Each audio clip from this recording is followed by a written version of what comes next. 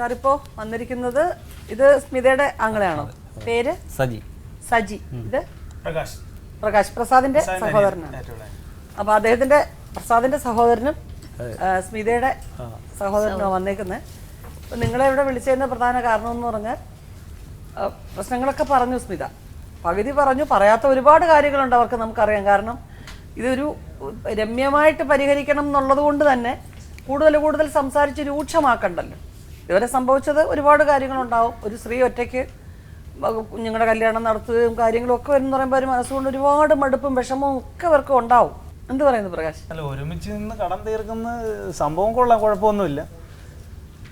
പുള്ളിക്കാരൻ എന്താ പറഞ്ഞതെന്ന് ഞാൻ കേട്ടില്ലല്ലോ. അല്ല, അദ്ദേഹം വന്നുടനെ പറഞ്ഞു എനിക്കൊരു തെറ്റ് സംഭവിച്ചു പോയി, ആ തെറ്റിൻ്റെ പേരിൽ ആണ് ഒരു ഒളിച്ചോട്ടം പോലെ ഞാൻ താമസിക്കണം. തെറ്റ് സംഭവിച്ചു എന്നുള്ളത് സംഭവിച്ചു, തെറ്റ് തന്നെയാണ് സംഭവിച്ചത്. അന്നത് ചെയ്തതിൻ്റെ പ്രധാന കാരണം മറ്റൊരു കുടുംബത്തിൽ പോയി അവിടെ പ്രശ്നം ഉണ്ടാക്കി അത് നാട്ടുകാരറിഞ്ഞത് മോശമാവുമല്ലോ, എന്തുകൊണ്ട് അവരങ്ങനെ ചെയ്തു എന്നുള്ള ഒരു തോന്നലാണ് ഞാൻ പെട്ടെന്ന് അങ്ങനെ ആയിപ്പോയി. അങ്ങനെ ഒരു പ്രശ്നമൊന്നും ഉണ്ടാക്കിയതൊന്നുമില്ലായിരുന്നു. ഞാനും ചേട്ടത്തിയും കൂടെ പോയി അന്വേഷിച്ചു. ഒരു പക്ഷേ അവിടെ അവരുടെ ഭർത്താവോ മറ്റാൾക്കാരോ ഒക്കെ ഉണ്ടായിരുന്നു. അങ്ങനെ അവിടെ അങ്ങനെ ഒരു ഇഷ്യൂ ഉണ്ടായിട്ടേ ഇല്ല. ഞങ്ങൾ രണ്ടുപേരുടെ വളരെ സൈലന്റ് ആയ രീതിയിൽ ഞങ്ങൾ പോയിട്ട് അവരോട് കാര്യം അന്വേഷിച്ചത് മാത്രമേ ഉള്ളൂ. ചേട്ടത്തി എന്നെയാണ് ആദ്യം വിളിച്ചിട്ട് പറഞ്ഞ മോനെ ഇവിടം വരെ എന്ന് പറഞ്ഞു, ഇങ്ങനെ ഒരു കാര്യമുണ്ട്, നമുക്ക് പോയി അന്വേഷിക്കണമെന്ന് പറഞ്ഞു. ഞാൻ പറഞ്ഞു ശരി പോകാന്ന് പറഞ്ഞു. അങ്ങനെ ഞാനും ചേട്ടത്തിയും കൂടാണ് അവിടെ പോയത്. അവിടെ ഒരു ഇഷ്യൂ ഉണ്ടാക്കിയില്ല, മറ്റുള്ളവരായിട്ട് സംസാരം ഉണ്ടായില്ല പ്രകാശ്. പക്ഷേ അവിടെ ഉണ്ടായിരുന്ന ആ സ്ത്രീ ഇങ്ങനെയാണ് പ്രസാദിനോട് പറഞ്ഞിട്ടുണ്ടായിരിക്കും നിങ്ങൾ ചിന്തിക്കണം. മനസ്സിലായില്ലേ? അവരെ സംബന്ധിച്ച് അവരുടെ ആവശ്യമാണ് ഈ കുടുംബത്തിൽ നിന്ന് പ്രസാദിനെ അകറ്റിക്കൊണ്ട് പോവുക എന്നുള്ളത്. നമുക്ക് ഈ കഥ കേൾക്കുമ്പോൾ അറിയാൻ പറ്റുമല്ലോ. 19 വർഷം ഒരുമിച്ച് ജീവിച്ച് പ്രായമായ മക്കളുള്ള ഒരു പുരുഷനെ മറ്റൊരു കുടുംബമുള്ള സ്ത്രീ വിളിച്ചു വരുത്തുന്നു പറഞ്ഞപ്പോൾ തന്നെ അവരുടെ വ്യക്തിത്വത്തിന്റെ മൂല്യം നമ്മളങ്ങ് മറക്കുക. അവരുടെ പ്രധാനപ്പെട്ട ഉദ്ദേശം ഇയാളെ അങ്ങോട്ട് വലിച്ചു മാറ്റുക എന്നുള്ളതാണ്. അപ്പൊ അതിനുവേണ്ടി എന്തും ആ സ്ത്രീ പറഞ്ഞിരിക്കും. അപ്പൊ അന്നത്തെ മാനസികാവസ്ഥയിൽ അയാൾ അതെല്ലാം വിശ്വസിച്ചിരിക്കുന്നു. എന്തൊക്കെയാണ് പറഞ്ഞിട്ടുള്ളത് നമ്മൾ ചോദിച്ചില്ല. ഇത്തരം സ്വഭാവങ്ങളുള്ള സ്ത്രീകൾ പൊതുവെ ചെയ്യുന്നത് എന്തായിരിക്കും? ഒരിക്കലും അവരുടെ നന്മയൊന്നും പ്രതീക്ഷിക്കേണ്ട. അങ്ങനെ സംഭവിച്ചു പോയതാണ് എന്നുള്ളതാണ്. അല്ലാതെ എന്താണ് പ്രകാശിന് വിശ്വാസക്കുറവ്? അല്ല, എൻ്റെ വിശ്വാസക്കുറവല്ല ഞാൻ പറഞ്ഞ, സ്വാഭാവികമായിട്ടുള്ള സംശയം അതാണ്. കാരണം ഇപ്പോഴും അവരുമായിട്ട് അങ്ങനെ ബന്ധം ഉണ്ടോ ഇല്ലയോ ഒന്നും കറക്റ്റ് അറിയത്തില്ല. അതറിയണം. അത് വളരെ പ്രധാനമുള്ള ഒരു കാര്യം ആണ് പ്രകാശ് പറഞ്ഞ കാര്യം. അത് നമ്മൾ അതിലേക്ക് വരുന്നേ ഉള്ളൂ. അതുകൊണ്ടാണ് നിങ്ങളെ വരുത്തിയത്. നമ്മൾ ആദ്യം ഇവരുടെ രണ്ടുപേരുടെയും മനസ്സിന്റെ ഇപ്പോഴത്തെ നിലപാട് അവരെ സംബന്ധിച്ച് അവര് മനസ്സ് മരവിച്ചു പോയ അവസ്ഥയിലാണിപ്പോൾ. ഇത് കാരണം എനിക്കറിയാം. കാരണം അത്ര ബുദ്ധിമുട്ട് അനുഭവിക്കുന്നുണ്ട്. സാമ്പത്തികമായിട്ടും ഓരോ കാര്യങ്ങളും നീക്കാൻ ഒരു സ്ത്രീ ഒറ്റയ്ക്ക് നിന്ന് അനുഭവിക്കുന്നുണ്ട്. പിന്നെ ഈശ്വരാധീനം, നിങ്ങൾ എല്ലാവരും സപ്പോർട്ട് ഉണ്ട് അവർക്ക്, അല്ലേ? ഒരു മോനെ പഠിപ്പിക്കുന്ന പാട് തന്നെ വളരെ ബുദ്ധിമുട്ട്. അറിയോ, മോനായാലും മോളായാലും ഒരാഴ്ച ക്ലാസ് കട്ടായത് ഒക്കെ പ്രയാസം തന്നെയാണ്. അതിന്റെയൊക്കെ ബുദ്ധിമുട്ടും കാര്യങ്ങളും എല്ലാം ഉണ്ട് അവരുടെ മനസ്സിൽ. എങ്ങനെ ഒരാൾക്ക് ഇതെല്ലാം മറന്നിട്ട് പോയി ജീവിക്കാൻ പറ്റുന്നു എന്നൊരു തോന്നലാണ്. അപ്പൊ അതെല്ലാം നമുക്ക് മനസ്സിലാവും. പുള്ളിക്ക് നാട്ടിൽ ജോലി ഇല്ലാത്ത ആളൊന്നും അല്ല. പുള്ളിക്ക് എല്ലാ ജോലിയും ചെയ്യുന്ന ആളാണ്. ഒരു പണിയില്ലെങ്കിൽ വേറെ എന്തെങ്കിലും ജോലി ചെയ്ത് ജീവിക്കുന്ന ആള്, എങ്ങനെയും പൈസ ഉണ്ടാക്കുന്ന ആള്. പുള്ളിക്ക് നാട്ടിൽ നിന്ന് വിട്ടു നിൽക്കേണ്ട യാതൊരു ആവശ്യമില്ല. എന്തിനു പുള്ളി നാട്ടിൽ നിന്ന് പോയി? അല്ല, അത് അന്നത്തെ ആ ഒരു പ്രശ്നത്തിന്റെ പേരിലാണ് പ്രകാശ്. അത് പറഞ്ഞു കഴിഞ്ഞു. ഇങ്ങനെ ആ നാട്ടിലിപ്പോൾ എല്ലാവരും ഒരുവിധം ആൾക്കാരൊക്കെ അറിഞ്ഞു. അത് എല്ലാവരെയും ഫേസ് ചെയ്യാനുള്ളൊരു മാനസികമായിട്ടുള്ള ബുദ്ധിമുട്ട് അന്നത്തെ ആ സമയത്തുള്ളൊരു മാനസികാവസ്ഥ. പിന്നെ ബേസിക്കായിട്ട് എന്തെങ്കിലും ഒരു പ്രശ്നം ഉണ്ടായാൽ വീട് വിട്ട് മാറി നിൽക്കുന്ന ഒരു അടിസ്ഥാനപരമായ ഒരു സ്വഭാവം ഇയാൾക്കുണ്ട്. അതുകൊണ്ട് അത് ചെറുപ്പം മുതലേ അത് പറഞ്ഞു. അതാണ് ചെറുപ്പം മുതലൊരു ടെൻഡൻസി. അത് പിന്നെ ഒരു സ്ഥലത്ത് നിന്ന് ആരുടെ പേര് തെറ്റായാലും ശരി, അഹിതമായിട്ടൊന്ന് സംഭവിച്ചു എന്നാൽ പിന്നെ അവിടെ നിന്ന് ഉണ്ടെഴുതുക. അതാണ് അത് നല്ല ശീലം അല്ലെങ്കിൽ പോലും നിങ്ങൾക്ക് ഒരു ബേസിക് ആയിട്ടൊരു സ്വഭാവമാണ്. അന്നത്തെ ഒരു സാഹചര്യം അങ്ങ് പോയേക്കുക. കടങ്ങൾ മേടിച്ചത് എന്തിനാണെന്ന് പോലും എനിക്കറിയത്തില്ല. രണ്ട് കാര്യങ്ങൾക്ക് വേറൊരു കുടുംബം തുളച്ച ഒരു പുരുഷനെ ഒരു സ്ത്രീ ഇങ്ങോട്ട് വലിച്ചെടുക്കുള്ളൂ. ഒന്ന് പണം, പിന്നെ ശാരീരികമായ സൗഖ്യം. ഈ രണ്ട് കാര്യങ്ങളാണ്. അതെ, അത് സംഭവിച്ചു കഴിഞ്ഞു പ്രകാശ്. ഇപ്പൊ പ്രകാശ് ചോദിച്ച വളരെ പ്രാധാന്യമുള്ള ഒരു കാര്യം, ഇപ്പോഴും ആ സ്ത്രീയുമായിട്ട് ബന്ധമുണ്ടോ? ഒന്നുമില്ല. അമ്മയെ എഴുതി തള്ളിയതാണ്. അപ്പൊ ഇത് പറയുന്നത് ലക്ഷോപലക്ഷം ജനങ്ങളുടെ മുമ്പിലാണ് പറയുന്നത്, ഓർക്കണം പ്രകാശ്. പ്രസാദിന്റെ അനിയനായ പ്രകാശ് അപ്പുറത്തെ സൈഡിൽ വന്ന് ഇരിക്കുമ്പോ തന്നെ നമുക്കറിയാലോ. ആ തീർച്ചയായിട്ടും അവര് അത് വേണം. എന്താ അറിയാവോ, എന്റെ ഏറ്റവും മൂത്ത ജ്യേഷ്ഠനാ പ്രസാദ്. അപ്പോൾ ചേട്ടത്തിയെ കല്യാണം കഴിച്ചുകൊണ്ട് വരുമ്പോൾ ഞാൻ വെറും കുഞ്ഞാ. അപ്പോൾ ആ കാലം മുതൽ ഞാൻ എൻ്റെ അമ്മയുടെ സ്ഥാനത്താണ് ചേട്ടത്തിയെ കാണുന്നത്. അപ്പോൾ ആ വീട്ടിൽ എന്ത് കാര്യങ്ങൾ നടന്നാലും എന്ത് സംഭവം ഉണ്ടായാലും എനിക്കറിയാം എന്താണ് സംഭവിക്കുന്നത്. ഏറ്റവും നല്ലതാണ്. എന്ത് കാര്യം ഉണ്ടെങ്കിലും ചേട്ടത്തി ആദ്യം വിളിച്ച് പറയുന്നത് എന്നോടാണ്, മോനെ അത് കഴിഞ്ഞിട്ടേ ആങ്ങളമാരോട് പറയത്തുള്ളൂ. അപ്പോൾ അതുകൊണ്ട് അത്ര ക്ലിയർ ആയിട്ട് അവിടുത്തെ കാര്യങ്ങൾ എനിക്കറിയാം. വീട്ടിലെ ബുദ്ധിമുട്ടുകളാണെങ്കിലും കാര്യമാണെങ്കിലും ഈ അടുത്ത സമയത്തും പുള്ളിക്കാരനെ കണ്ടപ്പോൾ ഞാൻ പറഞ്ഞു വീട്ടിലോട്ട് പോകുന്നില്ലേ, സംസാരിക്കാൻ പോലും നിന്നില്ല. 2 പ്രാവശ്യം പുള്ളി വീട്ടിൽ വന്നു. എനിക്കൊരു ആക്സിഡൻറ്റ് പറ്റി ഹോസ്പിറ്റലിൽ കിടക്കുന്ന സമയത്ത് പുള്ളി എന്നെ ഹോസ്പിറ്റലിൽ കാണാൻ വന്നത്. ആ സമയത്ത് ഞാൻ പറഞ്ഞു വീട്ടിൽ ഇന്ന പോലെയൊക്കെയാണ്. അപ്പോൾ ഈ കടബാധ്യത ഉണ്ടാകുന്നതിന് മുമ്പ് മോളെ അയച്ച് കടമുണ്ട്, ആ കടത്തിൻ്റെ കാര്യത്തിന് ഞാൻ പുള്ളിയെ ഫോണിൽ വിളിച്ചിട്ട് ഞാൻ പറഞ്ഞു ഇന്ന പോലെ കടബാധ്യതയുണ്ട്, അങ്ങനെ പ്രമാണം എവിടെയെങ്കിലും ബാങ്കിൽ പണയം വെച്ചെങ്കിലേ പൈസ എടുക്കാൻ പറ്റത്തുള്ളൂ, അതിന് 2 പേരുടെയും കൂടെ പേര് കിടക്കുന്ന വസ്തുവാണ്, അത് അണ്ണനും കൂടെ വന്ന് ഒപ്പിടണമെന്ന് പറഞ്ഞു. അതിനെന്താ ഞാൻ വരാം, കുഴപ്പമില്ല, എന്നിട്ട് മാസം ഞാൻ ആ പൈസ ഞാൻ അടച്ചോളാമെന്ന് പറഞ്ഞു. അങ്ങനെ എന്നോട് പറഞ്ഞതാണ്. അങ്ങനെയാണ് പ്രമാണം ബാങ്കിൽ വെച്ചിട്ട്. ഇപ്പോൾ ചേട്ടത്തിയുടെ വരുമാനം കൊണ്ട് എന്തായാലും ബാങ്കിലടവും എല്ലാം കൂടെ നടന്നു പോകത്തില്ല. ഇനിയിപ്പോൾ എന്താ വരും കുടിശ്ശിക? ഇപ്പൊ 60,000 രൂപയുടെ മേളിൽ വന്നിട്ടുണ്ട്. അത് അല്ലാതെ മാസാമാസം നമുക്ക് അടയ്ക്കാനുള്ള സാവകാശം അവരിപ്പോ എന്തെങ്കിലും പറഞ്ഞിട്ടുണ്ടോ? ഇല്ല, ജപ്തി നോട്ടീസ് വന്നു. പിന്നെ അല്ലാതെ കൊണ്ട് പ്രസാദനാണെങ്കിൽ സഹകരണ ബാങ്കിൽ നിന്ന് പൈസ എടുത്തിട്ടുണ്ടായിരുന്നു, അതും ജപ്തിക്ക് വന്നിട്ടുണ്ട്. അത് നിസ്സാര തുകയുള്ളൂ. അത് ഞാൻ വിളിച്ചു പറഞ്ഞതാ, ഒരു 10,000-5,000 രൂപ എങ്ങാണ്ടേ ഉള്ളൂ. അവർക്ക് അവരുടെ ലീഗലി അവർ ആ വഴിക്ക് നീങ്ങും, അത്രയും പൈസയുള്ളൂ. അത് നിസ്സാര പൈസയുള്ളൂ, അത് കൊടുത്ത് ഒഴിവാക്കാൻ ഞാൻ 2-3 പ്രാവശ്യം ഫോൺ ചെയ്ത് പറഞ്ഞത്. നിസ്സാരം 3,000 രൂപ എങ്ങാണ്ട്, അത് പലിശ കയറി 5,800 എങ്ങാണ്ട്. അത് പറഞ്ഞിട്ട് കാര്യമില്ല, സൊസൈറ്റിയാണ്. ചെലവും താമസവും എല്ലാം കൂടെ നോക്കിക്കഴിഞ്ഞാൽ ഒന്നും കാണത്തില്ല. അടയ്ക്കാനോ ഒത്തില്ല. 6 മാസം തൃശ്ശൂർ അഡ്മിറ്റ് ആയിരുന്നെന്ന് പറയുന്നു പ്രകാശ്. 3 വർഷമായി പുള്ളി പോയിട്ട്. 3 വർഷം കൊണ്ട് പുള്ളി എന്തായാലും ജോലിക്കൊന്നും പോയിരിക്കത്തില്ല. കാരണം പുള്ളിയെ സംബന്ധിച്ചിടത്തോളം നമുക്കറിയാവുന്ന എന്തായാലും ചുമ്മാ ഇരിക്കുന്ന ഒരു വ്യക്തിയൊന്നും അല്ല പുള്ളി. എന്തെങ്കിലും ചെയ്ത് എന്ത് ജോലിയും ചെയ്യും, ഏത് ജോലിയും ചെയ്യാൻ പുള്ളി സന്നദ്ധനാണ്. എങ്ങനെയും പുള്ളി ജോലി ചെയ്ത് പൈസ ഉണ്ടാകും, അങ്ങനത്തെ ഒരു വ്യക്തിയാണ്. അപ്പൊ 3 വർഷമായിട്ട് പോയിട്ട് പുള്ളിക്ക് ഒന്നും ചെയ്യാൻ പറ്റിയില്ലെന്ന് പറയുന്നത്. പുള്ളി പോട്ടെ, വൈഫുമായിട്ട് പിണങ്ങിപ്പോയി, മക്കളുണ്ടല്ലോ. അപ്പോൾ അവരുടെ കാര്യത്തിൽ ഇപ്പോൾ മോളെ അയക്കുന്നതിൽ പുള്ളി നേരത്തെ പറഞ്ഞ് ഞാൻ കേട്ടായിരുന്നു, പുള്ളിയെ വിളിച്ചറിയിപ്പിച്ചില്ലെന്ന് പറഞ്ഞു. ഈ ആലോചന നടക്കുന്ന സമയത്ത് പുള്ളി എന്നെ വിളിച്ച് ചോദിച്ചതാണ്, മോടെ ആലോചന നടക്കുന്നുണ്ടോ? ഞാൻ പറഞ്ഞു ആലോചന നടക്കുന്നു, നീ നല്ലോണം നോക്കിയിട്ടൊക്കെ ചെയ്യണം. ഞാൻ പറഞ്ഞു ഞാൻ നോക്കുന്നുണ്ട്, കാര്യങ്ങൾ. എന്നെ വിളിച്ച വ്യക്തിയാണ്. പിന്നെ വിളിച്ചപ്പോൾ ആ നമ്പറില്ല. അപ്പോൾ എന്നിട്ട് പുള്ളി എന്നോട് പറഞ്ഞു അവിടെ അപ്പോൾ ഞാൻ ചോദിച്ചത് എങ്ങനെ അറിഞ്ഞു എന്ന് ചോദിച്ചാൽ പറഞ്ഞു അവിടെ നടക്കുന്ന A to Z കാര്യങ്ങൾ ഞാൻ അറിയുന്നുണ്ട് എന്ന് പറഞ്ഞു. അപ്പോൾ അങ്ങനെയുള്ളൊരു വ്യക്തി എന്തുകൊണ്ട് ഈ കല്യാണം നടന്ന് അറിഞ്ഞില്ല? ആ കല്യാണത്തിന് ഞങ്ങളെല്ലാവരും ആ മുഹൂർത്ത സമയം വരെ പ്രതീക്ഷിച്ചു. എന്നിട്ട് പുള്ളിയുടെ സ്ഥാനത്ത് ഞാനാണ് നിന്ന് കൈപിടിച്ചു കൊടുത്തത്. അങ്ങനെയുള്ള സമയമൊക്കെ ഇനി പ്രസാദിന്റെ ജീവിതത്തിൽ തിരിച്ചു കിട്ടുമോ? ഒരു മകളുടെ വിവാഹം, ആ ഒരു പെൺകുട്ടിയുടെ മനസ്സെങ്കിലും ഓർത്തില്ലല്ലോ. അന്ന് പുള്ളി വന്നിരുന്നെങ്കിൽ ഞങ്ങൾ എല്ലാവരും എല്ലാം ക്ഷമിച്ചേനെ. പെൺകുട്ടി എവിടെ കല്യാണം കഴിച്ച് അയച്ചെന്ന് വല്ലതും അറിയാമോ? അവിടെ അടുത്ത് തന്നെയാണ്. അടുത്ത് തന്നെ. അവിടെ പോയിട്ടുണ്ടോ? പോയി കുട്ടിയെ കണ്ട് ഇവരെല്ലാം അന്വേഷിക്കുന്നുണ്ട്.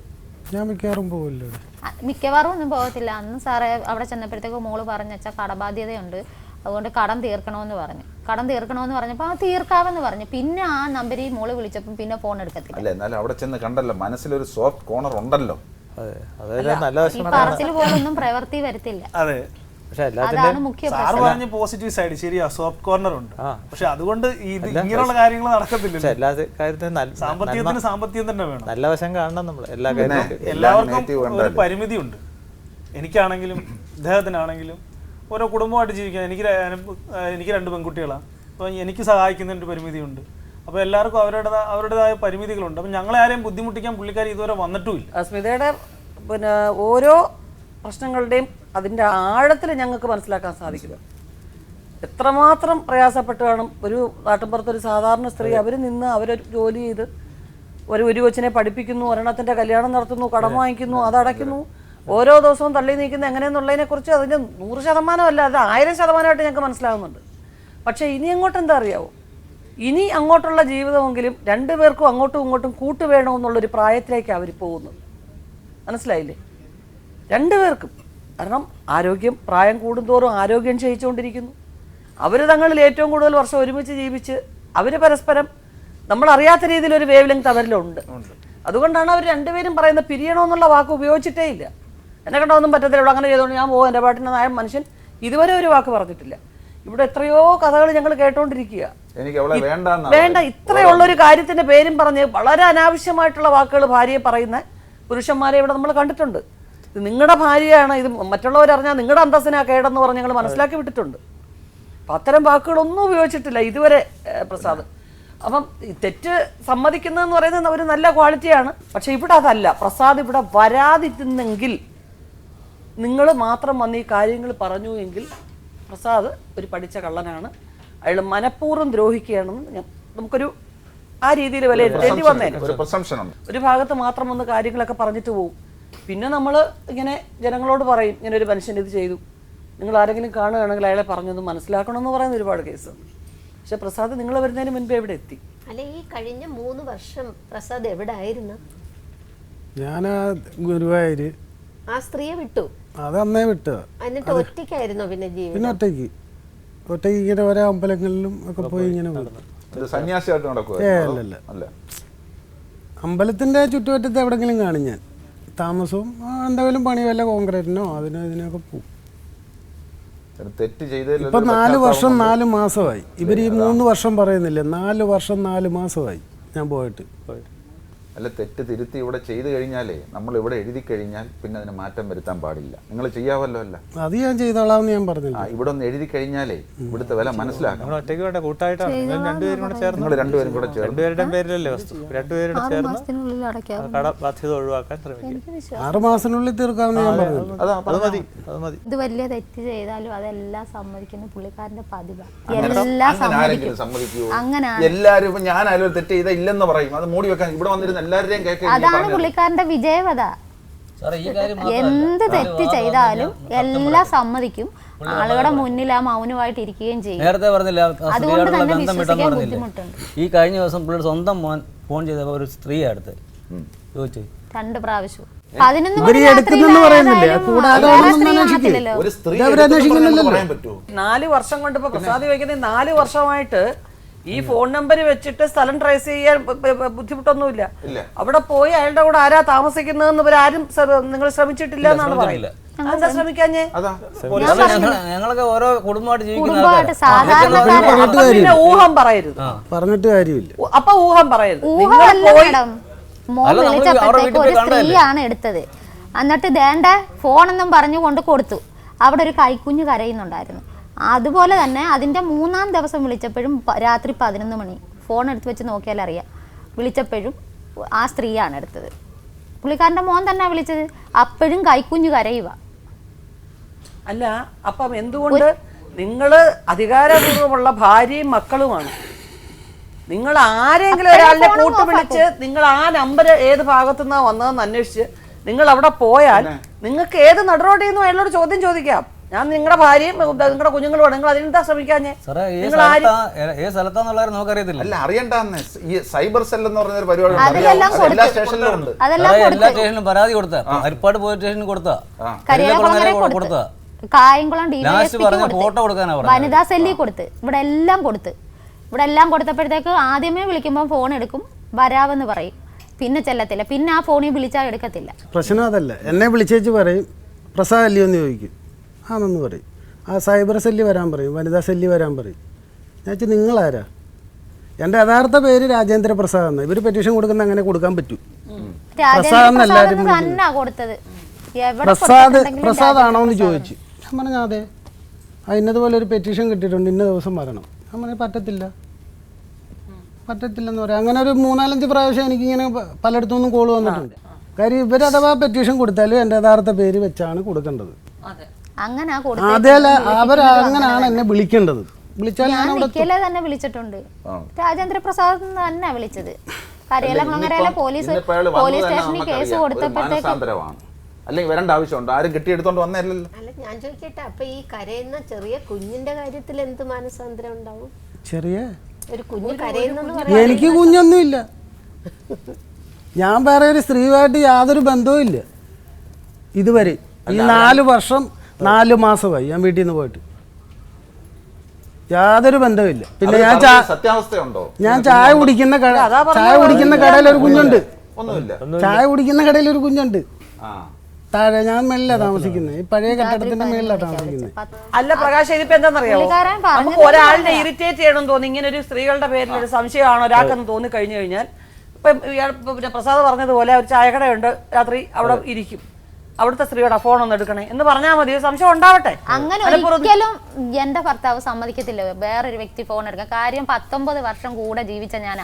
ചോദിച്ചു നോക്കി ഒരു പ്രാവശ്യം പോക്കറ്റിൽ ഒന്ന് കൈയിടാൻ സമ്മതിച്ചിട്ടുണ്ടോ എന്ന് ചോദിച്ചു. അത് സ്മിത വേറൊരു വ്യക്തിയല്ലല്ലോ, എന്റെ ഭാര്യയല്ലേ. എന്നെ കൊണ്ട് ഭാര്യ ഫോൺ എടുപ്പിക്കത്തില്ല. ഭാര്യ അറിയാത്ത ഒരുപാട് കാര്യങ്ങൾ പലരോട് സംസാരിക്കാനുണ്ട്, നിങ്ങൾ ഫോൺ എടുത്തുകൂടാ. ഇത് ഞാൻ പറഞ്ഞ വേറൊരു വ്യക്തി, ചായക്കടയിലുള്ള വേറൊരു വ്യക്തി, അവർക്കെടുക്കാം. അത് ഭാര്യയല്ലല്ലോ. അതാണ് അതിന്റെ ലോജിക്ക്. ഭാര്യ എടുക്കാൻ പാടില്ല. അത് മിക്കവാറും വീടുകളിൽ അങ്ങനെയാണ്. ഇപ്പൊ നിങ്ങളുടെ വീട്ടിൽ മാത്രമല്ല, എന്നാ ഭാര്യയുടെ ഫോൺ ഭർത്താവ് എടുത്ത് നോക്കുകയും ചെയ്യും. ആ അത് നിയമമാണ്. അതോ ഒന്നും കേട്ടില്ലെങ്കിൽ ഭാര്യമാര് കേൾക്കുന്ന ഭർത്താവിന്റെ ഫോണിലെ ബെല്ലായിരിക്കും. അവർക്ക് ഒന്നും കേൾക്കാൻ പറ്റത്തില്ല. അടുക്കള വല്ലതും ചെയ്തോണ്ടിരിക്കുകയാണെങ്കിൽ അന്നേരം അതങ്ങ് നിർത്തും. ഈ ഭാര്യയുടെ അടുത്തുനിന്ന് ഭർത്താവ് ഫോൺ എടുത്തോണ്ട് ദാണ്ട 1 മിനിറ്റ് എന്നും പറഞ്ഞ് അങ്ങോട്ട് പോയാൽ അന്നത്തേക്കുള്ള അത്താഴം മുടക്കാൻ അത് മതി. എന്തുകൊണ്ട് എന്റെ മുമ്പിൽ നിന്ന് സംസാരിച്ചൂടെ? അതുവഴി അങ്ങോട്ട് പോയി സംസാരിച്ചു. ചിലപ്പോൾ ഏതെങ്കിലും കടം വാങ്ങിക്കുന്ന കാര്യം പറഞ്ഞതായിരിക്കും ചിലപ്പോൾ. എന്നാൽ പോലും അത് എന്തിനെന്ന് തോന്നി. ഇതൊക്കെ മനുഷ്യ സഹജമായിട്ടുള്ള കാര്യങ്ങളാണ് എല്ലാ കുടുംബങ്ങളിലും. ഇതിനകത്തൊരു അത്ഭുതമൊന്നുമില്ല. മനസ്സിലായില്ലേ? ഇവിടെ ഇപ്പം നമുക്ക് എന്തോന്ന് വെച്ച് കഴിഞ്ഞാൽ, പക്ഷെ അതൊന്ന് അന്വേഷിക്കുന്ന നല്ല ഏതെങ്കിലും ഒരു സോഴ്സ് കൂടി അന്വേഷിച്ച് ഉറപ്പ് വരുത്തേണ്ടത് ആവശ്യം തന്നെയാണ്. അല്ലാതെ ആ ഉറപ്പ് വരുത്തുന്നത് ഇപ്പൊ ഉറപ്പ് വരുത്താനുള്ളത് ഇവിടെ ഈ ഉറപ്പ് ഉണ്ടാകണം. എന്റെ കാര്യം എന്തെന്ന് വെച്ച് കഴിഞ്ഞാൽ 6 മാസത്തിനകം കടം തീർന്നതിന് ശേഷം പ്രസാദ് വന്ന് താമസിക്കാവുന്നുള്ള 6 മാസം ആ ഗ്യാപ്പ് പറ്റില്ല. അവിടെയാണ് ഈ പ്രശ്നങ്ങൾ വരുന്നത്. ഏറ്റവും അടുത്ത മുഹൂർത്തത്തിൽ ഞങ്ങളുടെ അഭിപ്രായത്തിൽ പ്രസാദ് സ്മിതയുടെ കൂടെ പോവുക വീട്ടിൽ. അവിടുത്തെ A-Z കാര്യങ്ങൾ അറിഞ്ഞ് നാളെ മുതൽ പ്രവർത്തിച്ചു തുടങ്ങുക. പുള്ളിക്കാരൻ ഇപ്പം നാട്ടിൽ വന്നു കഴിഞ്ഞു. പുള്ളിക്ക് തന്നെ അറിയാവുന്ന പല പല പ്രശ്നങ്ങളുണ്ട്. കാരണം പുള്ളി വീട്ടിലെ ആവശ്യത്തിന് വേണ്ടി മാത്രമല്ല കടപ്പെടുത്തിയിട്ടുള്ളത്. ഈ കല്യാണത്തിന് മുമ്പേ പുള്ളി ഇവിടുന്ന് പോകുമ്പോൾ അവിടുന്ന് പലരുടെയും കയ്യിൽ നിന്ന് ചിട്ടി അങ്ങനെയുള്ള ചെറിയ ചെറിയ ഇടപാടുകളൊക്കെ ഉണ്ടായിരുന്നു. അങ്ങനെ പലരുടെയും കയ്യിൽ നിന്ന് പൈസ കടം മേടിച്ചിട്ടുണ്ട്. അപ്പോൾ പുള്ളിക്കാരൻ ഇപ്പോൾ അവിടെ വരുവാണെങ്കിൽ തീർച്ചയായിട്ടും അവർ പ്രശ്നം ഉണ്ടാക്കും. അപ്പോൾ അതുകൊണ്ട് ആ പൈസ കൊടുത്തിട്ട് പുള്ളിക്ക് നാട്ടിൽ വരാനൊക്കെ ഒത്തുള്ളൂ. ഉണ്ട്.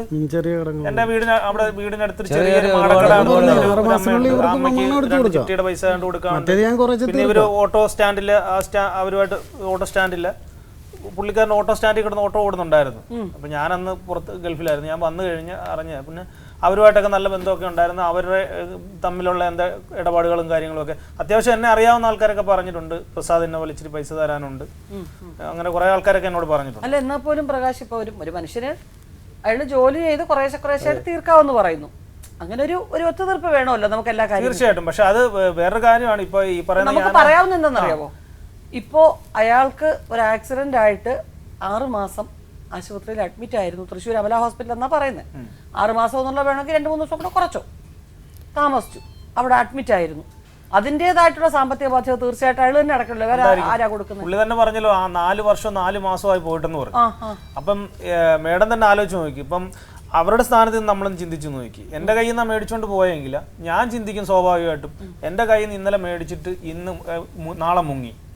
ആ ആളിനെ ഞാൻ 3 വർഷമായിട്ട് കണ്ടിട്ടില്ല. പെട്ടെന്ന് ഒരു സുപ്രഭാതത്തിൽ എന്റെ മുന്നിൽ കിട്ടിയാലുള്ള അവസ്ഥ എന്തായിരിക്കും? റിയാക്ഷൻ എന്തായിരിക്കും? തീർച്ചയായിട്ടും ചോദിക്കും. അപ്പൊ നമുക്ക് വെറും നോക്കൂത്തിയായിട്ട് നിൽക്കാനേ പറ്റത്തുള്ളൂ അവിടെ. അതെ, പക്ഷെ അതുകൊണ്ട് എന്റെ സഹോദരനാണ്, എന്റെ കൂടപ്പുറപ്പാണ്. എന്നോടൊരാൾ എൻ്റെ അടുത്ത് പറഞ്ഞതാണ്, നിന്റെ ചേട്ടൻ എന്റെ മുഖത്ത് നോക്കി പറഞ്ഞു, നിന്റെ ചേട്ടനെ എന്റെ കൈ കിട്ടിയ ഞാൻ അവന്റെ മുട്ടുകാരി ഞാൻ തല്ലി ഓടിക്കും, നീ അതിൽ ഇടപെട്ടേക്കരുത്. അപ്പൊ അങ്ങനത്തെ ഉള്ള സിറ്റുവേഷൻ ഫേസ് ചെയ്യേണ്ടി നിയമം കയ്യിലെടുക്കാൻ ആർക്കും അവകാശമില്ല.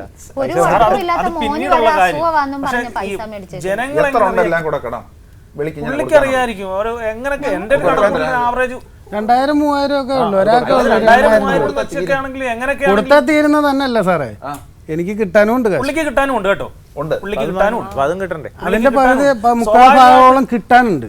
ഒരു ചിട്ടി കമ്പനി പൊട്ടിപ്പോയി കഴിഞ്ഞാൽ കൊടുക്കാനുള്ളവർ അടയ്ക്കത്തില്ല. അങ്ങനെ ഒരു ഇതുണ്ടല്ലോ നമ്മുടെ നാട്ടിലെ ഒരു പ്രവണതയാണല്ലോ. എന്ന് പറയുന്ന മാതിരി പുള്ളി പോയി കഴിഞ്ഞപ്പോൾ കൊടുക്കാനുള്ളത് കൊടുക്കണ്ട. പക്ഷെ പുള്ളി കൊടുക്കാനുള്ളത് പറയുന്നുണ്ട്. പക്ഷെ പുള്ളി പറയുന്നില്ലല്ലോ. നാട് വിട്ട് നിന്നുകൊണ്ട് കടം തീർത്തിട്ട് തിരിച്ചു വരാമെന്ന് പറയുന്നതിൽ എനിക്ക് അഭിപ്രായമില്ല. കാരണം ഇപ്പൊ ഈ ഒരു പരിപാടി പ്രക്ഷേപണം ചെയ്ത് കഴിയുമ്പോൾ തീർച്ചയായിട്ടും ഈ കണ്ട ആൾക്കാരൊക്കെ ഇത് നോട്ട് ചെയ്യും. അയാളുടെ ഇന്നത്തെ അവസ്ഥയും നോട്ട് ചെയ്യും. ഇടയ്ക്ക് അസുഖമായിരുന്നു. ഇപ്പൊ ഈ വീടിന്റെ ഒരു കടം കിടക്കുന്നതുകൊണ്ട് ബാക്കി കടങ്ങളൊക്കെ കുറച്ച് സാവകാശം കുറേശ്ശെ ചെയ്യാനേ പറ്റൂ. ഇതിനല്ലേ പ്രാധാന്യം കൊടുക്കാൻ പറ്റൂ. അപ്പൊ ആദ്യം ഇത് തീർക്കുക എന്നുള്ള ഒരു സംഗതി ആയിരിക്കും പ്രധാനമായിട്ടും പ്രസാദ് ചെയ്യുന്നത്. പിന്നെ ഈ പറഞ്ഞ പോലെ ചെറിയ വേറെ കാര്യം നല്ലോണം പഠിക്കുന്ന ഒരു അതൊക്കെ മോനാണ്. വെച്ചാ മുഖ്യ എന്ത് പ്രശ്നമാണ്. പഠിപ്പിക്കാൻ തയ്യാറാണെങ്കിൽ എന്തിനു വേണേലും പഠിക്കാൻ തയ്യാറുള്ള അങ്ങനെയുള്ള പിള്ളേരെ കിട്ടാൻ തന്നെ പാടായി ഈ വന്ന കാലം. അതൊക്കെ രാജേന്ദ്രൻ മനസ്സിലാക്കിക്കോണം. ഇതെല്ലാം കൂടെ കൊണ്ട് നമുക്ക് എങ്ങനെയെങ്കിലും നല്ല രീതിയിൽ പോകത്തക്ക രീതിയിൽ ഒരു ഈ സെറ്റിൽമെന്റ്. വീടിന്റെ ഇപ്പോഴത്തെ ഈ അവസ്ഥയ്ക്ക് കാരണം പ്രസാദ് തന്നെയാണ്. ഞാൻ രാജേന്ദ്ര പ്രസാദ് എന്ന് പറയണോ? രാജേന്ദ്ര പ്രസാദ് തന്നെയാണ്. അല്ല അത് മനസ്സിലാക്കി വേണം ഇനി എങ്കിലും മുന്നോട്ട് പോകാൻ. അല്ലാതെ ഇതൊരു നിസ്സാരമായിട്ട് എടുക്കരുത്. അതൊന്നുമില്ല. ഞാനൊരു ചെറിയ തെറ്റ് ചെയ്തു, ഇനി എല്ലാവരും എന്നെ അംഗീകരിക്കണമെന്നുള്ള മട്ടിലിരിക്കരുത്. ചെറിയ തെറ്റൊന്നും അല്ല ചെയ്തത്, വലിയ ചെറിയ തെറ്റല്ലെന്നല്ലോ ഞാൻ വന്നപ്പോഴേ പറഞ്ഞല്ലോ. പ്രസാദ് പിന്നെ പ്രസാദിന്റെ അഭിപ്രായം എന്താ? പ്രസാദ് നാട്ടിൽ പോയി നിന്ന ഈ പ്രശ്നങ്ങളെല്ലാം വീണ്ടും ഉണ്ടാവുമെന്നാണോ? വീണ്ടും കൊടുക്കാനുള്ള ഒരു പ്രശ്നം ഉണ്ടാവും. ഞാനിപ്പോൾ നിൽക്കുന്നിടത്ത് തന്നെ ഇപ്പം 6 മാസത്തിനുള്ളിൽ അവർക്ക് പ്രമാണം എടുത്തു കൊടുക്കാം. പ്രമാണം എടുത്ത് കൊടുക്കാം. ബാക്കി കടം കൂടാതെ ഒരു സെറ്റിൽമെന്റ് ആക്കാതെ എനിക്ക് നാട്ടിലോട്ട് വരാൻ പറ്റുകയല്ലോ. അതെ, സെറ്റിൽമെന്റ് ആക്കുക എന്ന് പറഞ്ഞാൽ എങ്ങനെ ഉദ്ദേശിക്കുന്നത്? അതെല്ലാം കടങ്ങളെല്ലാം അടച്ചു കഴിഞ്ഞ് വീട്ടിൽ പോവാന്ന്? അല്ലല്ല, കുറേശ്ശെ കൊടുത്ത് നിർത്തിയിട്ട് വീട്ടിൽ പോവുക. പിന്നെ വീട്ടിൽ എന്ന് എന്തുവാന്ന് വെച്ചാൽ ചെയ്യുക കുറേശ്ശെ. അപ്പം അതാണ്. അപ്പം അതിനൊരു സമയം തീരുമാനിക്കണ്ടേ? എത്ര നാളിന് ശേഷം? കാരണം നിങ്ങൾ കടങ്ങൾ ഇങ്ങനെ കുറേശ്ശെ തീർക്കുക, അങ്ങനെ നമുക്കൊരു തീർപ്പ് ഇങ്ങനെ എഴുതാൻ ഏതായാലും 6 മാസത്തിനപ്പുറം പോകത്തില്ല ഇതെല്ലാം കടം. അപ്പൊ ഉടനെ എല്ലാം തീർക്കാം. എല്ലാം തീർക്കും. ബാങ്കിലെയും മറ്റേ നമുക്ക് കൊടുക്കാനുള്ള പേഴ്സണൽ കടങ്ങൾ. അതാണ്. അപ്പൊ 6 മാസം സമയം വെക്കുക, ബാങ്കിനെ സമീപിക്കുക, നിങ്ങളുടെ കൂട്ടായി രണ്ടുപേരും ചേർന്ന് യോജിച്ച് ശ്രമിക്കുക. 4 ലക്ഷം രൂപയോളം കടമുണ്ട്, പലിശ കൊടുക്കുന്ന കടമുണ്ട്, സ്വർണം പണയത്തിലിരിക്കുന്നുണ്ട്, ബാങ്ക് കടമുണ്ട്. നിങ്ങളുടെ ഭാഗത്തു നിന്നുണ്ടായ തെറ്റ് എന്ന് പറയുന്നത്, അധ്വാനിച്ച് കാശ് കൊണ്ടുവന്നുകൊണ്ടിരുന്ന ഒരു മനുഷ്യൻ ആ വീട് വിട്ട് പോയിരിക്കുന്നു. പെങ്കൊച്ചിന് 18 കഴിഞ്ഞതേ ഉള്ളൂ. ഇത്രയും ധൃതിപ്പെട്ടത് നടത്തേണ്ടിയിരുന്നില്ല. മനസ്സിലായോ? അപ്പൊ അതിന്റെ ഉത്തരവാദിത്വം നിങ്ങൾക്കൊക്കെ തന്നെയാണ്. ഇന്ന സ്ഥലങ്ങളിൽ നിന്ന് ഇത്ര പവനിടുന്നു, ഇത്രയും രൂപയുണ്ട്, കടം വാങ്ങിക്കുകയാണ്, അതെല്ലാം ഏറ്റിരുന്നു. ബാങ്കിൽ വന്ന പ്രമാണം പണയം വെച്ച് ബാങ്കിലെ പ്രമാണം എന്നോട് പറഞ്ഞ പ്രമാണം ഒപ്പിട്ട് തരാൻ പറഞ്ഞ് ചെന്നൊപ്പിട്ട് പോന്നു. അപ്പം തിരിച്ചറിയ കാർഡ് കൊണ്ടുവരണമെന്ന് പറഞ്ഞു. എൻ്റെ ലൈസൻസിൻ്റെ ഡ്യൂപ്ലിക്കേറ്റ് എൻ്റെ ഉണ്ടായിരുന്നു, ഫോട്ടോസ്റ്റാറ്റ് എടുത്ത് വെച്ചിരുന്നത്. ഒറിജിനൽ വീട്ടിലായിരുന്നു, ഞാൻ എടുത്തിട്ടില്ല. അത് ഡ്യൂപ്ലിക്കേറ്റ് മാത്രമേ ഉള്ളായിരുന്നു എൻ്റെ കയ്യിൽ. അതാണ് അവിടെ തിരിച്ചറിക്കാരായിട്ട് അവിടെ ഹാജരാക്കിയത്. അപ്പോൾ എന്നോട് പറഞ്ഞ് പൈസ അടയ്ക്കണം. ഞാൻ പറഞ്ഞു മാസം എന്നെക്കൊണ്ട് പറ്റുന്ന ഞാൻ അടയ്ക്കാം. ചെറുക്കനും വിളിക്കുമായിരുന്നു, വിളിച്ച് മാസം പൈസ അടയ്ക്കണമെന്ന് പറഞ്ഞു. ഞാൻ പറഞ്ഞ മോനെ ഒരു രക്ഷയില്ല, എനിക്ക് ഒന്നാമത് ഇപ്പോൾ പണിയില്ലായിരിക്കുക, എന്നാലും നോക്കട്ടെന്ന് ഞാൻ പറയും. പക്ഷേ ഇതുവരെ പിള്ളേരായാലും അയലത്തു നിന്നായാലും എല്ലാവരും എന്നെ വിളിക്കും. ഇവർ മാത്രം ഇതുവരെ എന്നെ ഒന്ന് വിളിച്ച് അല്ല ഇന്ന കടമുണ്ട്, തീർക്കാൻ പറ്റുമോ പറ്റത്തില്ലയോ എന്ന് ചോദിച്ചിട്ടില്ല ഇതുവരെ. അങ്ങനെ ക്ഷമിക്കാൻ പറ്റുന്ന തെറ്റല്ല ചെയ്തത്. ഒരു സാധാരണക്കാരിയായ പെണ്ണിനെ അത് ക്ഷമിക്കാൻ പറ്റത്തില്ല. സാധാരണക്കാരിയല്ല, സാധാരണക്കാരല്ലാത്ത പെണ്ണുങ്ങൾക്ക് സഹിക്കാൻ പറ്റുമോ? ഒരു തെറ്റല്ല, തെറ്റ് ചെയ്ത് കഴിഞ്ഞ് ക്ഷമിക്കാവുന്ന പരമാവധി ക്ഷമിച്ച് ചോദിച്ചു നോക്ക്. എന്റെ തലയ്ക്ക് തൊട്ട് സത്യം ചെയ്തിട്ടുണ്ട് പ്രസാദ് ചെയ്ത തെറ്റുകളെ എല്ലാം സമ്മതിച്ചുകൊണ്ട് തന്നെയാണ് ഞാൻ ചോദിക്കുന്നത്. അത് നിങ്ങൾ രണ്ടുപേരെ ഇരുത്തിക്കൊണ്ട് പറയുക. നിങ്ങളും 2 പുരുഷന്മാരാണ്. ജീവിതത്തിൽ അയാൾക്ക് തെറ്റ് സംഭവിച്ച അയാളുടെ ഒരു ബേസിക് ക്യാരക്ടറിനകത്ത് കുറേ പ്രശ്നങ്ങളും എല്ലാം ഉണ്ട്, ഒക്കെ ശരിയാണ്. അയാൾ ദൂരെ ഇരുന്നുകൊണ്ട് കടങ്ങൾ മാത്രം ഇങ്ങനെ തീർത്തുകൊണ്ടിരുന്നാൽ മതിയോ? അയാൾ വീട്ടിൽ വന്ന് താമസിക്കണോ? നല്ല രീതിയിൽ പിന്നെ പ്രായമായ കാലത്ത് ഒരുമിച്ച് താമസിക്കുന്നത് നിങ്ങളുടെ അഭിപ്രായം എന്താ? പുള്ളി പോയെന്ന് പറഞ്ഞാൽ ഇവിടെ ആരും പറഞ്ഞു വിട്ട തല്ലി ഓടിച്ചതല്ല. ഈ പെണ്ണിൻ്റെ ഓരോ കാര്യങ്ങൾ വരുമ്പോൾ പുള്ളി അറിയിക്കുന്നുണ്ട്. അപ്പം പുള്ളി ഇവിടെ നിന്ന് നടക്കത്തുമില്ല. പുള്ളി ഇവിടെ നിന്ന് ഈ കുഞ്ഞിനെ ഈ പറഞ്ഞു വിടാനും പറ്റത്തില്ല. കാരണം ഈ നിശ്ചയം ഈ പെണ്ണ് കാണൽ എല്ലാ കാര്യങ്ങളും അന്നേരമുള്ള ഒരാളെ വിളിച്ച് പറയുന്നുണ്ട്. പുള്ളിക്കാരൻ നിന്നപ്പോ തന്നെ പെണ്ണ് കാണൽ നടക്കുക, എല്ലാ കാര്യങ്ങളും നടക്കുന്നുണ്ട്. എന്നിട്ട് പറഞ്ഞു ഇങ്ങനെയൊക്കെ സ്ത്രീധനം കൊടുക്കണമെന്നെല്ലാം പുള്ളിക്കാരനും കൂടെ പറഞ്ഞുറപ്പിച്ചതാ. അപ്പൊ അവർ രണ്ടുപേരും പിരിഞ്ഞ് ജീവിക്കണമെന്ന് ഒരിക്കലും ഞാൻ മനസ്സുകൊണ്ട് ആഗ്രഹിച്ചിട്ടില്ല. നല്ല രീതി ജീവിക്കണം. പിന്നെ അവർ രണ്ടുപേരും ജീവിക്കണോ വേണ്ട എന്ന് തീരുമാനിക്കുന്നത് ഞാനല്ല, ഞാനോ അല്ലെങ്കിൽ പുള്ളിയോ അല്ല, അവർ രണ്ടുപേരും ആദ്യമേ പറഞ്ഞു കഴിഞ്ഞു അവർക്ക് പിരിയുന്നതിനോട് രണ്ടുപേർക്കും താല്പര്യം. എന്റെ അഭിപ്രായം എന്ന് പറഞ്ഞാൽ കടങ്ങൾ മാക്സിമം തീർത്തിട്ട് ഈ വീടിന്റെ പേരിലുള്ള പ്രമാണം എടുത്തു കൊടുക്കാൻ രണ്ടുപേരുടെയും കൂടെ പേരിലായതുകൊണ്ട് അയാൾക്ക് തീർച്ചയായിട്ടും അത് അയാളുടെ ഉത്തരവാദിത്വം ആയതുകൊണ്ടും 6 മാസത്തിനകം ബാങ്കിലെ കടം തീർക്കാൻ ഞാൻ ഏറ്റിരിക്കുന്നു എന്ന് പറഞ്ഞ് നമ്മളിവിടെ എഴുതുക. അപ്പോൾ അങ്ങനെ എഴുതാം മേഡം. 6 മാസത്തിനകം സ്വാതന്ത്ര്യമായിട്ട് നടക്കട്ടെ. 6 മാസത്തിന് ശേഷം അയാളുടെ മനസ്സ് എങ്ങനെയാണോ അതുപോലെ അയാൾക്ക് വരണോ വരണ്ടേ എന്നുള്ളത് അയാൾ തീരുമാനിച്ചോളൂ. മേഡം പ്രസാദ് അപ്പം ഇപ്പം കടത്തിൻ്റെ കാര്യവും ബാക്കിയുള്ള കാര്യങ്ങളും ഏറ്റു പ്രസാദ് ഏത് നിമിഷവും ആ വീട്ടിൽ പോകാനും വരാനും എല്ലാം സന്നദ്ധനായിട്ട് പറഞ്ഞു. എന്തെങ്കിലും പ്രത്യേകിച്ച് അദ്ദേഹത്തോട് പറയാനുണ്ടോ മേഡത്തിന്? എനിക്ക് പ്രസാദിൻ്റെ സ്വഭാവത്തിൽ ഒരു പശ്ചാത്താപം എന്ന് പറയുന്നത് തെറ്റ് ആവർത്തിക്കാതിരിക്കാനുള്ള സ്വയം കൊടുക്കുന്ന ഒരു വാഗ്ദാനം കൂടിയാണ്. അത് മറ്റുള്ളവരെ ബോധ്യപ്പെടുത്തി ചെയ്യേണ്ടതല്ല. നമ്മൾ സ്വയം മാറുക എന്ന് പറഞ്ഞാൽ ആർക്കും പുറമേ നിന്ന് നമ്മളെ മോട്ടിവേറ്റ് ചെയ്ത് മാറ്റാൻ പറ്റില്ല. അപ്പോൾ ആ ഒരു ചിന്ത വേണം. 2 കുട്ടികൾ വലുതായി, മോളുടെ കല്യാണം കഴിഞ്ഞ് നമ്മൾ വാർദ്ധക്യത്തിലേക്ക് പോകുന്നു. യുവത്വത്തിൻ്റേതായിട്ടുള്ള ആ ഒരു അഹങ്കാരമൊന്നും നമ്മുടെ പിന്നീടുള്ള ജീവിതത്തിൽ ഉണ്ടാവില്ല. അതുകൊണ്ട് അതെല്ലാം മനസ്സിലാക്കിയിട്ട് ഇനി ഇവരുമായിട്ട് ഒത്തുചേർന്ന്, അത് സാധാരണ ഒരു ഭാര്യയല്ല, നമ്മൾ മനസ്സിലാക്കുന്നിടത്തോളം സ്മിത മറ്റ് സ്ത്രീകളെ അപേക്ഷിച്ച് ഒരുപാട് ജോലി ചെയ്ത് കുടുംബം സംരക്ഷിക്കുന്നൊരു സ്ത്രീ. അപ്പോൾ ഇനി അതെല്ലാം മനസ്സിലാക്കി കുറച്ചുകൂടി ഉത്തരവാദിത്വ ബോധത്തോടുകൂടി ഈ കടമൊക്കെ തീർത്ത് നിങ്ങൾ സന്തോഷമായിട്ട് ജീവിക്കണമെന്നാണ് ഞങ്ങളുടെ എല്ലാവരുടെയും പ്രതീക്ഷയും ആഗ്രഹവും.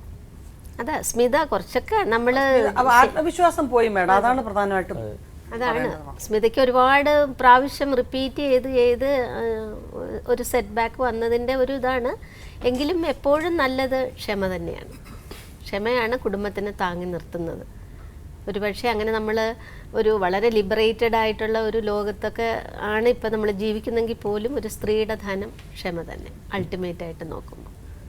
ഓക്കെ, അത് മനസ്സിൽ വെച്ച് പെരുമാറും.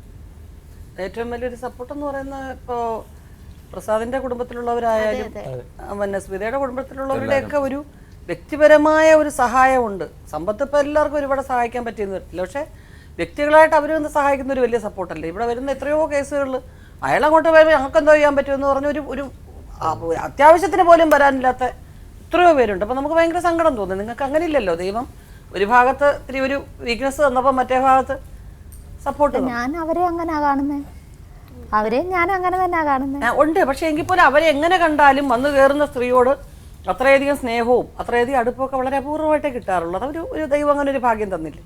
അപ്പോൾ തീർച്ചയായിട്ടും അത് ആ സപ്പോർട്ടുകളെല്ലാം ഉണ്ടായതിൻ്റെ മൂലകാരണക്കാരൻ ഈ ഇരിക്കുന്ന വ്യക്തിയാണെന്നുള്ള കാര്യവും കൂടെ നമ്മൾ മനസ്സിലോർക്കണം. പ്രസാദിന്റെ സഹോദരൻ, പ്രസാദിന്റെ അമ്മ, പ്രസാദിന്റെ ബന്ധുക്കൾ, പ്രസാദിന്റെ പരിചയക്കാരെല്ലാം സ്മിതയെ അംഗീകരിക്കുന്നതിൻ്റെ കാരണക്കാരൻ പക്ഷെ പ്രസാദാണ്. അയാൾ ഒരു വകയ്ക്കും കൊള്ളാത്ത ഒരാളായിരുന്നു എങ്കിൽ 10 വയസ്സ് പോലും കൊണ്ടു തരാതെ അധ്വാനിക്കാതെ ഏതെങ്കിലും പെണ്ണുങ്ങളുടെ വീട്ടിൽ പോയി അവിടെ പോയി അങ്ങ് താമസിക്കുന്ന ഒരാളാണെങ്കിൽ ഒരു പക്ഷേ അതിൻ്റെ കുറേ മോശം നിങ്ങൾക്കും ഉണ്ടാവും. മനസ്സിലായില്ല? അപ്പം അതും ആലോചിക്കണം. തെറ്റുകൾ എല്ലാവർക്കും സംഭവിക്കും, എല്ലാവർക്കും തെറ്റുകൾ സംഭവിക്കും. പക്ഷേ ഇപ്പം നമ്മളിപ്പോൾ ഒരു മനുഷ്യരാണ്, നമ്മളത് വിശ്വസിക്കാൻ ഇപ്പം തയ്യാറാവുക. ഇപ്പം നമ്മുടെ മനസ്സിലത് വിശ്വസിക്കുക. ഇനി അങ്ങോട്ട് നല്ലത് നടക്കുമെന്ന് വിചാരിക്കുക, വിശ്വസിക്കുക, അത്രേ പറ്റൂ. സാർ വായിക്കാം സാർ. സ്മിതയും രാജേന്ദ്രപ്രസാദും കൂടി താഴെ പറയും പ്രകാരം തർക്കങ്ങൾ ഒത്തുതീർന്നിരിക്കുന്നു. 1. സ്മിതയുടെയും രാജേന്ദ്രപ്രസാദിൻ്റെയും പേരിലുള്ള വീടിൻ്റെ കടബാധ്യതകൾ ഒഴിവാക്കാൻ രണ്ടുപേരും കൂടി യോജിച്ച് പ്രവർത്തിക്കാൻ തീരുമാനിച്ചു. 2. മേൽ നടപടി 6 മാസത്തിനകം നടപ്പിൽ വരുത്തുന്നതായിരിക്കും. 3. സ്മിതയും രാജേന്ദ്രപ്രസാദും തമ്മിൽ നിലവിലുള്ള എല്ലാ തർക്കങ്ങളും അവസാനിപ്പിച്ച് ഒരുമിച്ച് താമസിക്കാനും തീരുമാനിച്ചു. രണ്ടുപേർക്കും ഞങ്ങളുടെ ഒപ്പിടാം.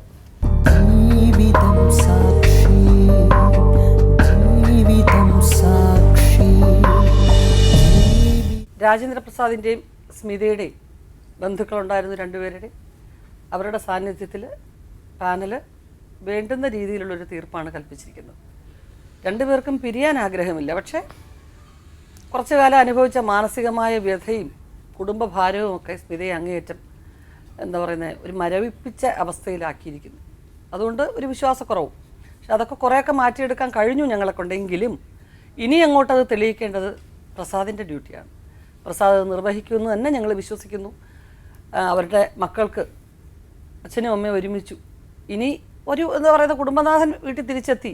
കടങ്ങളും കാര്യങ്ങളൊക്കെ ഉണ്ടെങ്കിലും അതെല്ലാം ശരിയായിക്കോളൂ എന്നുള്ളൊരു വിശ്വാസമെങ്കിലും അവരിലുണ്ടാക്കാൻ ഒരു പരിധിവരെ ഞങ്ങൾക്ക് സാധിച്ചു എന്ന് തന്നെയാണ് വിശ്വസിക്കുന്നത്. പ്രസാദിൻ്റെ ഇപ്പോഴത്തെ നിലപാടനുസരിച്ച് അവിശ്വസിക്കേണ്ട ഒരു കാര്യവും ഞങ്ങൾക്ക് ഉണ്ടായിട്ടില്ല. കൂടുതൽ അനുഭവസ്ഥര് പറയുന്നു വലിയ മാറ്റങ്ങൾ ഉണ്ടാകും, പ്രസാദ് ഇവിടെ പറയുന്ന പോലെ അല്ല എന്നുള്ളത്. അങ്ങനെ ആവാതെ ഇരിക്കട്ടെ എന്ന് ഞങ്ങൾ പ്രത്യാശിക്കുകയാണ്. വീണ്ടും കാണാം ജീവിതം സാക്ഷിയിലൂടെ. നമസ്കാരം.